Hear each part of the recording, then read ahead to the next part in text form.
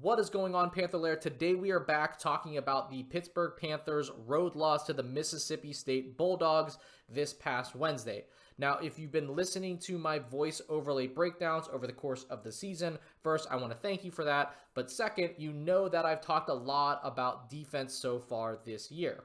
I am going to keep with that here, but I also want to talk about offense. And so what I'm going to do is I'm going to open talking about why Pitt was so successful with zoom action against the Ohio State Buckeyes, which I did detail out in written form in my breakdown after that game. But then I want to get to the adjustments that Mississippi State made and what they took away from the Panthers and why it made life so difficult for them. So I got three sequences from the game this past Wednesday. Want to open up this first one here against Ohio State. So about 5 minutes into the second half, Papa Conte, Zach Austin, Ishmael Leggett. If you read my breakdown, Leggett was super successful here.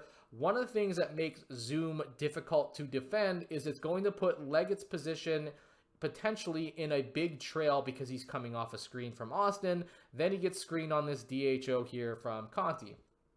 It also makes it challenging because that puts the help defender, that being Austin's defender, in a weird position where he could potentially be knocked out of the play. So it takes away a help defender. It puts extra stress on the ball handler or the receivers because he is going to be trailing, and that's pretty much how this plays out. So again, we're going to see here this big trail that forces Conte's guy to step up to defend Leggett, and because Austin kind of steps out here, his defender, while he wants to chip Conte, pretty much just gets lost in no man's land, just being stationary here, and the result is a lob alley-oop over the top.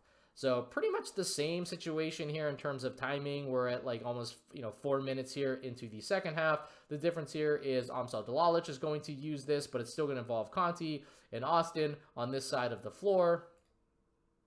Now, one of the things that the Bulldogs did really well is they denied the player that's trying to use and receive the DHO the ability to do so. Right? So we've seen a lot of different defenses here. This one's very popular because it engages that help defender that could get knocked out. So they step out here and flash to deny a clean lane to receive the DHO. And then on this switch here for the low two guys, this defender here, when they pick up Austin, will also take a step off and sag into the paint to prevent any cutting or slipping action that could potentially occur from doing this. So really good defensive positioning, really good aggressiveness. If you have athletes and you see these things coming, I feel like this is just a pretty good defense to run. I'm sure Pitt's going to see this a lot more going forward. And you see what ends up happening is, well, I can't use the DHO, so now this like lob pass into the corner would yield probably nothing, so they reset. And this is going to have to be low, working against that ice defense that he saw all night, which is basically a form of directional control where you're trying to keep the ball handler on one side of the floor. But when you do this to low and he is going to his left, it makes it much more challenging. Real quick note, one of the things that Pitt did well in terms of adjusting to this is the big kind of set a direct back screen so that the defender on low couldn't just immediately like jet out in a direction for ice. It kind of had to maybe like flip their hips a little bit here. So small adjustment. It did help low have a successful game in some parts. So just worth noting.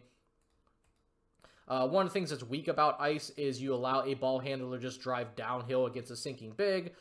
If done correctly, it could still be effective because, again, no one's really in any help positions here. That's one of the nice things about drop in general. Also, like ice just kind of being a form of that to some degree. But low does a really good job tacking into that sink and then hitting a three.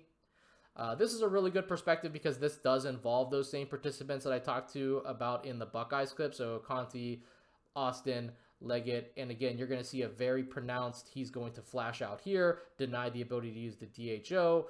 His defender, Leggett's defender, is going to move on to Austin, then give a little bit of ground here, so no cutting action occurs here. And then Leggett ends up having to catch this ball kind of between Conte and Austin and tries to dribble out of it, gets disrupted. I do like that this Mississippi State defender kind of reestablishes a drop point here because like Conte's just not really going to do much unless he rolls really hard.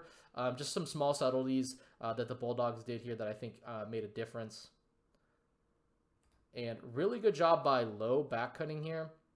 He had a ton of potential assists in the first half of this game, which is kind of crazy. I may detail that out here in the breakdown, but this is going to be one of them. Really good job getting backdoor. Austin, we've asked for weak side cutting, so he kind of delivers in this regard. But I think he gets caught up thinking this is going to be a shot I don't think Lowe passes this ball overly hard, but I think this surprises Austin as to like why this hits him in the head. This looks like a drop pass. And then this doesn't turn out to be assist. I think if you watch the game, Leggett takes like a really contested 3 here, air balls it, I believe. So same situation here. This is also later in the first half, but this time it's going to involve Corin, Austin, and Lowe in this zoom alignment along this side, but the same type of situation occurs here. So flash out, do not allow him to use the DHO. Hubbard moves on to Austin, then gives a little ground so no cutting action can occur. And so Lowe, same situation, has to catch the ball kind of between the two. The difference between Lowe is like, one, using directional force on here on like the left side of the floor is like terrible because this is his, dominant side, although good on Pitt to run it on this side purposefully. Attacking into the sinker, like I mentioned, makes a lot of sense against ice. It's like one of their weaknesses. And then like all directional force ball screen defenses, anytime they snake that out and get the ball to the middle of the floor is usually bad news because it just forces these guys to be in help for so long. And then this guy sinks to the point where he can't help on the ball handler. That's basically what's going to happen here. Lowe, very patient. Allows his defender to have to start sinking. I also think that, like, I don't know, maybe slipping into this space for Corin, like Conti did this once too. Like, they're like rolls into this space. I just don't know how effective this is for players that probably can't do very much for this, that position. But I don't know, Corin could probably hit a free throw jumper. He did hit a jumper from like this point earlier on in the game or maybe later, but he did hit a shot here in this exact same defense, but I digress. So basically Lowe eventually works back to his left. And again, the sink rate has to start occurring to like now that this defender's really not in a position to help on Lowe because he just kind of dribbled this out, does a really good job keeping his man in jail. Like I said, this defender has to keep sinking, so now he can't help, and then Lowe hits a really nice floater.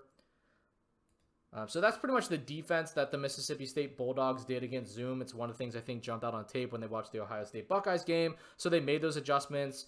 Pitt did not make adjustments to kind of counter that. Basically, Lowe just kind of worked the ice situation at the end. He was really good in this game, I felt. But unfortunately for the Panthers, no one else kind of came along beside him. I do expect this defense to become more popular against Pitt because of how successful Mississippi State was. And it's like obviously successful. And if you have good athletes who are like intelligent, I think this is something that you can easily deploy rather quickly. So we'll see what this is going for, but did want to spend the time to talk a little bit about why Zoom was successful and also what the Bulldogs did to make it unsuccessful for the Panthers. And we'll see you guys on the next one.